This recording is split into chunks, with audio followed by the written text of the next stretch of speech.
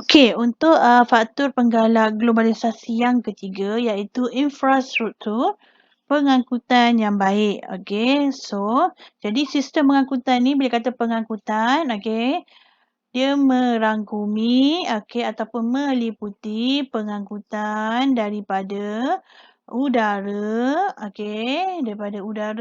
daripada air, dan juga daripada darat.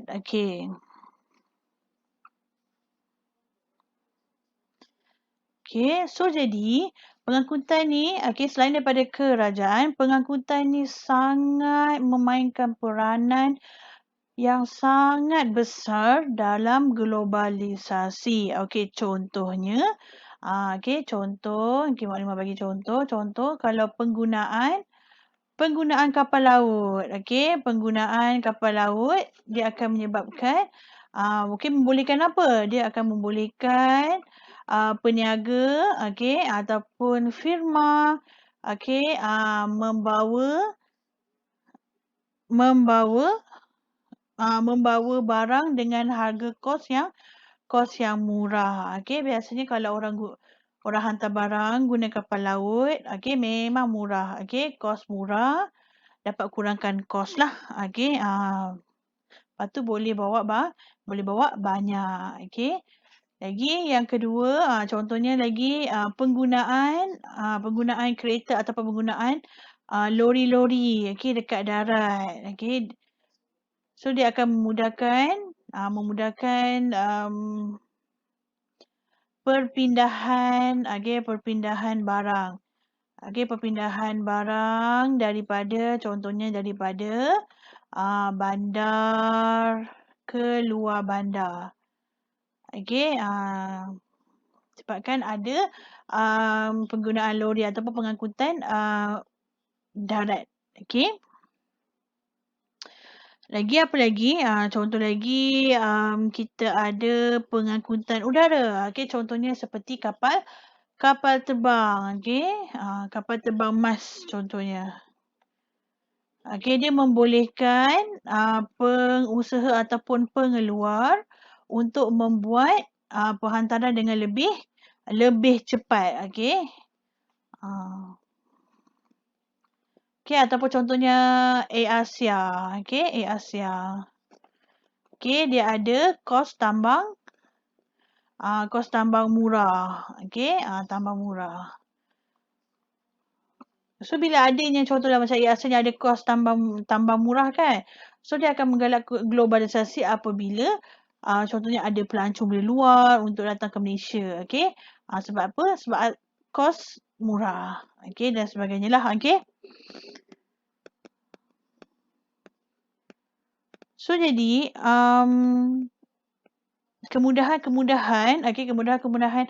infrastruktur pengangkutan yang baik ni dia akan membawa kepada aktiviti perniagaan tu dapat dilaksanakan dengan cepat dan mudah lah, of course lah.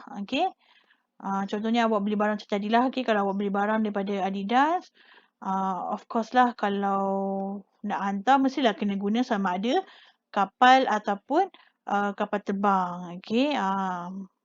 So bayangkanlah kalau tak ada kapal laut dan juga kapal terbang. So macam mana barang awak nak sampai ke Malaysia. Dan lagi satu, selain daripada pengangkutan,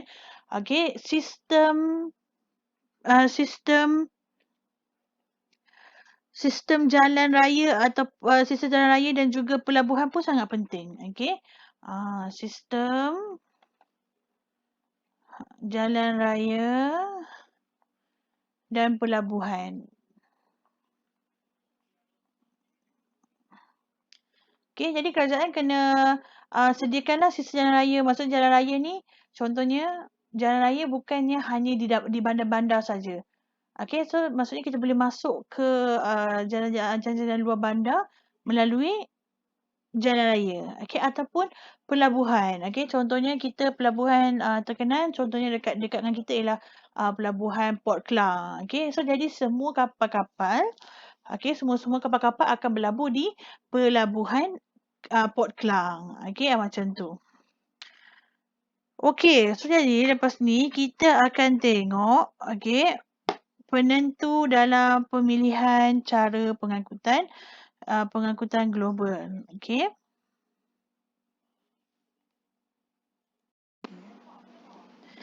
Okey, so jadi sekarang kita akan tengok penentu pemilihan cara pengangkutan. Macam tadi, okey, Maklumat dah bagi tahu cara pengangkutan, okey, ada daripada darat, ada daripada air, ada juga daripada udara. So jadi setiap barang ataupun setiap perkhidmatan, barang dan perkhidmatan, okey, ada um, cara pengangkutan dia berbeza-beza. Okey, contohnya macam kalau barang tu tak tahan lama, okey, barang tu tak tahan lama contohnya seperti strawberry, seperti apple, okey. Dia tak boleh hantar guna kapal, okey, sebabnya biasanya kapal makan masa yang lama. So takut jadi dia akan busuk. Okey, contohnya macam tu, okey. Okey, so yang pertama ialah faktor geografi. Okey, so faktor geografi contohnya kedudukan dari lokasi ke lokasi. Contohnya daripada bandar ke luar bandar. Okey, daripada luar bandar ke luar bandar. So kalau daripada luar bandar ke luar bandar biasanya daripada bandar ke luar bandar biasanya pengangkutan jenis darat lah yang sesuai. Okey, luar bandar. Okey, sebab biasanya dekat luar bandar ataupun kawasan-kawasan kampung, okey, kalau nak guna kapal terbang pun tak boleh. Sebab apa? Mungkin tak ada kemudahan ataupun infrastruktur lapangan terbang mungkin. Okey, jadi kita memang kena guna darat. Okey, gunalah lori ataupun lori kereta ke dan sebagainya lah. Okey. Yang kedua, okey, jarak pengangkutan.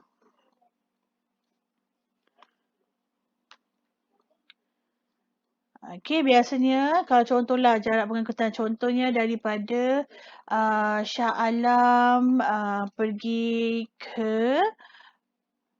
ke Subang contoh. Okey, pergi ke Subang. Dekat je kan. So jadi mungkin kita boleh guna darat. Okey, iaitu kita guna kereta ataupun guna lori. Okey. Walaupun dekat Subang ada lapangan terbang, takkan kita nak guna kapal terbang. Okey, sebab apa? Sebab jarak dia dekat. Okey, tak perlu pun guna kapal terbang. Okey, berbeza pula kalau jauh. Okey, contohnya daripada Shah Alam. Okey, contoh daripada Shah Alam pergi ke Pulau Pinang. Okey, contoh Pulau Pinang. Okey, jauh kan? So jadi jauh. Okey, jauh. Mungkin kita boleh guna perkhidmatan ataupun pengangkutan kapal terbang. Okey, kapal terbang. Okey, macam tu. Okey, yang ketiga ialah sifat barang. Okey, sifat barang. Sama ada barang tu tahan lama ataupun barang tu tak tahan lama. Okey, kalau barang tu tahan lama, contohnya macam contoh macam baju, okey, contoh macam buku. Okey, baju, buku dan sebagainya lah benda-benda yang tahan lama. Okey, biasanya boleh je kalau kita nak guna kapal. Okey, nak guna perkhidmatan ataupun pengangkutan kapal laut ya. Kapal laut. Okey, berbeza pula dengan kalau barang tu tak tahan lama. Contohnya macam tadi Mak Nimah cakap lah, strawberry. Okey, strawberry. So biasanya benda-benda bahan-bahan makanan lah. Okey, contohnya ayam ya. Ayam, contoh ayam mentah ke. Okey, dan sebagainya lah. Okey, yang ni kita perlukan cepat. Okey, kita kena hantar cepat. Kalau hantar lambat mungkin akan menyebabkan kerugian, akan menyebabkan barang tu rosak. Okey, jadi kita kena guna kapal terbang. Sebab apa? Sebab lebih pantas. Okey, yang keempat, tarikh penghantaran. Okey ni tarikh penghantaran ni sama ada nak cepat ataupun nak lambat. Contohnya kita order barang daripada China. Okey, daripada China ke Malaysia. Okey, kita nak cepat. So bila kita nak cepat, biasanya kita memang akan gunakan kapal terbang. Okey, udara lah, pengangkutan udara. Okey, tapi kalaulah tarikh hantar tu lambat, mungkin dalam 2-3 bulan lagi. Okey, so kita boleh guna kapal laut, tak ada masalah. Okey. Okey, seterusnya kos pengangkutan. Okey, so kos pengangkutan. Okey. So, antara ketiga-tiga, antara darat, air dan juga udara, okey. Kos pengangkutan yang paling murah sekali ialah of course lah darat. Okey, tapi kalaulah contohnya kita hantar baju dengan buku ni kan, okey, baju, buku. So, kita boleh ada dua option, okey, sama ada kita nak hantar guna kapal terbang ataupun kita nak guna kapal laut. Okey, so jadi kalau sebagai pengeluar, kita akan tengok kos pengangkutan. Okey, kita akan tengok mana kos pengangkutan yang murah. So jadi biasanya kapal laut lebih murah berbanding kapal terbang. Okey, depends lah. Okey, mahal. Okey, faktor penggalak globalisasi yang terakhir iaitu pelancongan. Okey, so jadi pelancongan ni pun sangat memberi sumbangan yang besar kepada ekonomi negara.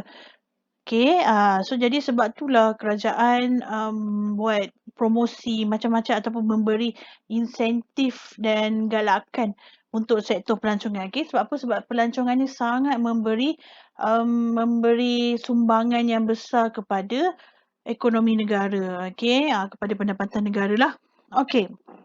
Dan macam mana kerajaan bangunkan sektor pelancongan? Okey, contohnya kerajaan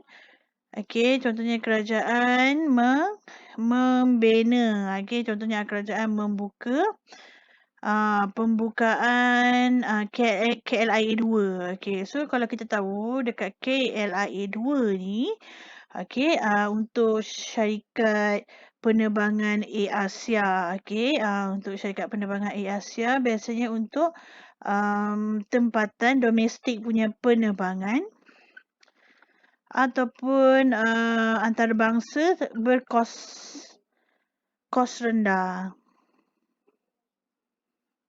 Penerbangan antarabangsa kos rendah. Okey, so maksudnya bila ada dua lapangan terbang, KLIA 1 dan KLIA 2, okey. So jadi dia memudahkan pelancong-pelancong ataupun rakyat-rakyat untuk untuk melancong ataupun untuk datang ke negara kita lah. Okey, so tak adalah macam tertumpu dekat KLIA 1 saja kan. Kan jadi macam crowded, lepas tu macam lambat kan, sebab bila ramai lambatlah urusan proses semua. So jadi bila dia pecah kepada dua, iaitu KLIA 2 dan KLIA 1, so jadi proses tu lebih mudah. Okey, pergerakan tu lebih mudah lah. Okey. Okey, lepas tu okey, jadi apa lagi yang kerajaan buat untuk memberi galakan kepada sektor pelancongan? Okey, iaitu sistem pembelian tiket secara online. Sistem pembelian tiket secara online. Okey, secara dalam talian lah. Okey, contohnya lah. Okey, contohnya contohnya rakyat Indonesia. Okey, contohnya tak naklah Indonesia, kita ambil contohnya Kanada. Okey, rakyat Kanada.